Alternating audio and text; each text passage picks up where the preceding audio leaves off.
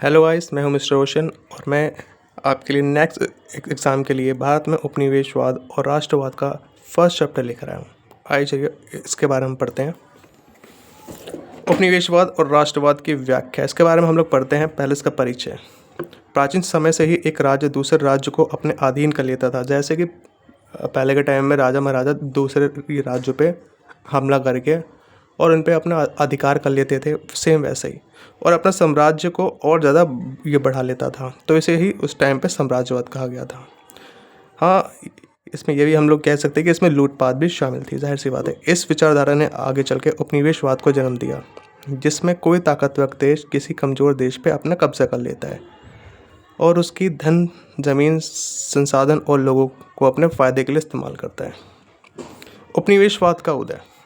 देखिए, यूरोप में धीरे धीरे भोग विलास की वस्तुओं की मांग बढ़ती जा रही थी, जिसके लिए यूरोप के जो व्यापारी थे उनको नई नई चीज़ों को लाने के लिए वो दूर देशों में जाते थे। ऐसे ही कुछ लोग थे जो एशिया और अफ्रीका तक पहुंच गए थे। वहाँ से वो लोग मसाले, सूती कपड़े, सजावट का सामान, चीनी, रेशम वगैरह वगैरह वो लोग लेकर आते थे। लेकिन फिर धीरे धीरे उन्होंने, जो व्यापारी थे, उन्होंने अपने मुनाफे के लिए और ज़्यादा मुनाफा कमाने के लिए अपने राजनीतिक संबंध विकसित किए, ताकि वो लोग और ज़्यादा घूस दे के या कुछ और खिला पिला के और आगे तक चल सकें। ठीक है, जिसमें वहाँ के उन्होंने राजाओं और मंत्रियों से मिलना जुलना स्टार्ट कर दिया। ठीक है, उस टाइम पे उपनिवेशवाद का मुख्य उद्देश्य केवल भूमि पे अधिकार करना ही नहीं था, बल्कि व्यापार, कच्चा माल, सस्ते मजदूर, बड़े बाजार, इन सबको स्थापित करके ज़्यादा से ज़्यादा मुनाफा कमाना था। उपनिवेशवाद की परिभाषा, जिसके अंदर ऑक्सफोर्ड के द्वारा उपनिवेश की परिभाषा दी गई कि शक्तिशाली देश द्वारा अन्य देशों से धन प्राप्ति के उद्देश्य से उस पर नियंत्रण की व्यवस्था को उपनिवेशवाद कहते हैं। वैसे उपनिवेशवाद को रोमन के अंदर कॉलोनी कहते हैं। जी हाँ, जिस तरीके से हम कहीं पे जाके रहने के लिए अपनी एक कॉलोनी ये बना लेते हैं, सेम ये उसी की तरह था। अब देखते हैं श्वेत आदमी का बोध सिद्धांत। ठीक है, ये थोड़ा सा इंटरेस्टिंग है, जिसके अनुसार गैर श्वेत जातियों, मतलब जो लोग मतलब गोरे नहीं हैं, वो सारे के सारे सांवले, काले, सब इसके अंदर इंक्लूड हो जाते हैं। गैर श्वेत जातियों पर श्वेत जातियों का राज करना उनका नैतिक कर्तव्य बताया गया है। बताइए।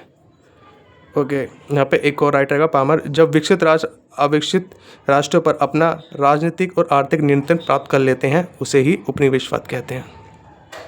इसकी विशेषता क्या होती है कि जो विकसित कि अपने देश के नागरिकों को सभी अधिकार देते हैं। जो मतलब औपनिवेशिक जो ताकत होती है, जो दूसरों पे अपना कब्जा कर लेती है, वो अपने देशों में तो पूरे रूल और रेगुलेशन ये देती हैं, हर एक राइट्स को देती हैं, लेकिन जिन पे वो लोग कब्जा करते हैं उनको अधिकार से दूर रखते हैं। औपनिवेशों में वो उनकी जनता के खिलाफ शासन करते हैं, जाहिर सी बात है। औपनिवेशों में सड़क, रेल, बंदरगाह वो अपने फ़ायदे के लिए बनवाते हैं, ना कि जनता के फ़ायदे के लिए। लोगों को धर्म, भाषा, क्षेत्र के आधार पर लोगों को बांटकर फूट डालो और राज करो की नीति वो लोग अपनाते हैं। जिस तरह से अंग्रेज हमारे देश में आए थे और हम पर राज किया था, सेम वैसे ही। नेक्स्ट है उपनिवेशवाद का उदारवादी सिद्धांत। अब यहाँ से मेन क्वेश्चन हमारे स्टार्ट होते हैं। उपनिवेशवाद में उदारवाद की विचारधारा एक विरोधाभासी एक भूमिका दिखाती है, मतलब कि थोड़ी कंफ्यूजिंग टाइप की लगती है। देखते हैं इसके बारे में, ये ऐसा क्यों है, क्योंकि ये ना नेगेटिव थॉट में से भी कुछ पॉजिटिव बातें निकालने वाली बात पड़ जाती है। देखते हैं। ये लोग स्वतंत्रता और समानता की बात करते हैं, परंतु अक्सर ये उपनिवेशवाद को सही ठहराते हैं। उपनिवेशित लोगों को सभ्य बनाने का बहाना बनाते हैं, मतलब कि उनकी लैंग्वेज में हम लोग जो इंडियंस थे उनको असभ्य माना जाता था। फिर जब पश्चिमी लोग यहाँ पर आए तो उन्होंने हमें सभ्य बनाया। ये उदारवादी लोगों का मानना है। ओके, चलिए इसके बारे में थोड़ा और जानते हैं। सभ्यता के मिशन के रूप में उदारवादी लोगों ने इसे एक मिशन बताया, जिसमें ब्रिटिश शासक अपनी संस्कृति, प्रणाली और आधुनिकता को दूसरे देशों में फैलाते हैं। वे लोग भारतीय लोगों को सभ्य बनाते हैं। बताइए। नेक्स्ट है आर्थिक विकास। उदारवादी दृष्टिकोण के अनुसार ब्रिटिश सरकार ने भारत में रेलवे, टेलीग्राफ और आधुनिक शिक्षा का विकास किया, जिससे भारतीय अर्थव्यवस्था में प्रगति संभव हुई। थर्ड है वैश्विक एकीकरण। उदारवादियों के अनुसार ब्रिटिश सरकार ने समुद्री मार्गों का उपयोग किया, जिससे भारत व्यापार कर पाए, और ब्रिटिश साम्राज्य ने ही भारत को वैश्विक बाजार का एक केंद्र बनाया, जिससे भारत ने विदेशियों के साथ व्यापार स्थापित किया। नेक्स्ट, कानून और व्यवस्था। ब्रिटिश शासकों ने भारत में प्रशासन प्रणाली और कानून व्यवस्था को स्थापित किया, जिससे सामाजिक सुधार में मदद मिली। नेक्स्ट देखते हैं, संस्कृति और विचारों का आदान प्रदान। उपनिवेशवाद के कारण ही भारतीय समाज में पश्चिमी शिक्षा, विज्ञान और तकनीक का विस्तार हुआ है, जिससे समाज में आधुनिक विचार, साहित्य और सुधारों का प्रसार हुआ। ये थोड़ा इंटरेस्टिंग है। सांस्कृतिक संपर्क में ईसाई धर्म से परिचय। उपनिवेशवाद के कारण ही लोग पश्चिमी संस्कृति, वहाँ का रहन सहन, जैसे कि नीली जीन्स, वहाँ के खान पान, पिज़्ज़ा बर्गर वगैरह से हम लोग परिचित हो पाए। साथ ही इसी वजह से मिशनरी भी भारत में आ पाए। जिसको पता नहीं मैं बता दूं, मिशनरी होते हैं एक ईसाई धर्म प्रचारक होते हैं, जो हमारे देश में आए थे और उन्होंने इस ईसाई धर्म का ये प्रचार किया था। ठीक है, तो वो भी उस टाइम पे आए थे और यहाँ पे हमारे भारत में फिर ईसाई धर्म की स्थापना होनी स्टार्ट हो गई थी। प्रवासन और जनसंख्या गतिशीलता। इसी समय भारतीय मजदूर और व्यापारी काम के लिए ब्रिटिश साम्राज्य में जा पाते थे और वहाँ पे उनके तौर तरीके सीख पाते थे। ये तो था मार्क्स उदारवादी ये सिद्धांत, जो थोड़ा अटपटा सा था। अब देखते हैं मार्क्सवाद। मार्क्सवाद के बारे में जैसे हम जानते हैं, ये पूंजीपति के ये अगेंस्ट रहते हैं, इसके बारे में हम लोग जानते हैं। मार्क्सवादियों का मानना था कि औपनिवेशिक राज्य पूंजीवाद का ही एक हिस्सा है, पूंजीवाद का हिस्सा। जैसे कि ये अमीर लोगों को अपना ये दुश्मन मानते हैं एक तरीके से, क्योंकि इनका मानना है कि ये लोग अमीर हुए हैं गरीबों का शोषण करके। ठीक है, अमीर वर्ग अपने फ़ायदे के लिए ही काम करता है। वो उपनिवेशित देशों के प्राकृतिक संसाधनों का शोषण करता है, जिसके अंदर औपनिवेशिक देश मतलब जिन्होंने हमारे ऊपर राज किया था, मतलब जो ब्रिटिशर्स थे, ठीक है, ये उनको बताता है कि उन लोगों ने हम पे राज किया और उन्होंने हमारे प्राकृतिक संसाधनों का शोषण किया। साथ ही वहाँ के मज़दूरों का भी मतलब कि कम मजदूरी पे काम करवाते थे।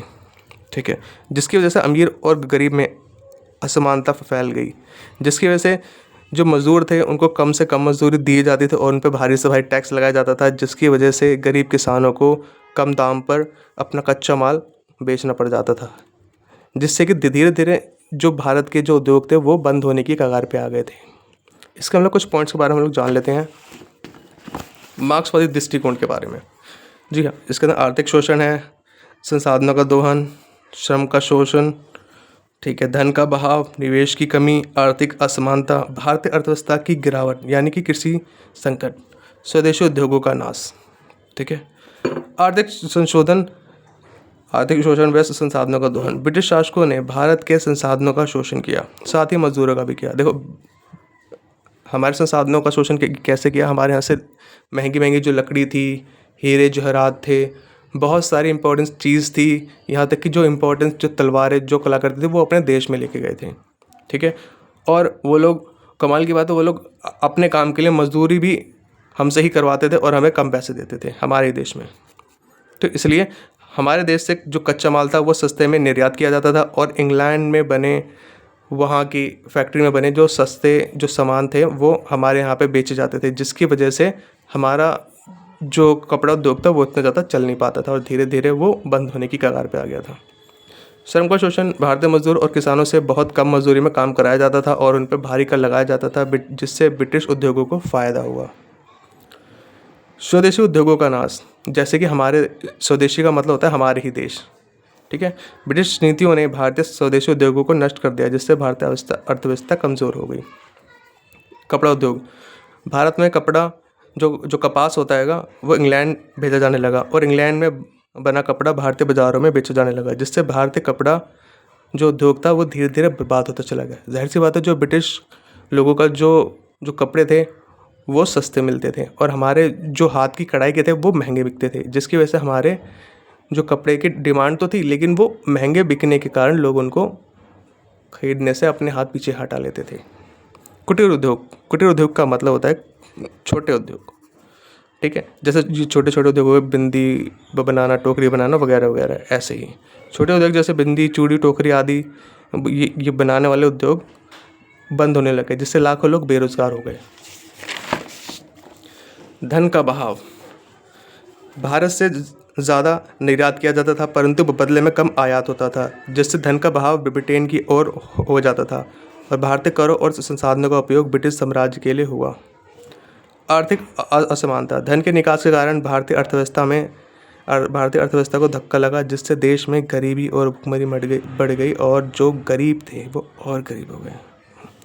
किसी संकट, किसानों पर अधिक से अधिक कर लगाने का, जैसे कि, और दूसरा नील की खेती के कारण ये किसी संकट आ गया जिसमें कि किसानों का बहुत बुरा हाल हो गया और ज़मींदारों ने इस शोषण को और ज़्यादा बढ़ाया। मतलब कि वो लोग तो अपने टाइम पे ही टैक्स लेके जाते थे, जिससे कि किसानों को अपनी ज़मीन भी गिरवी रखनी पड़ जाती थी।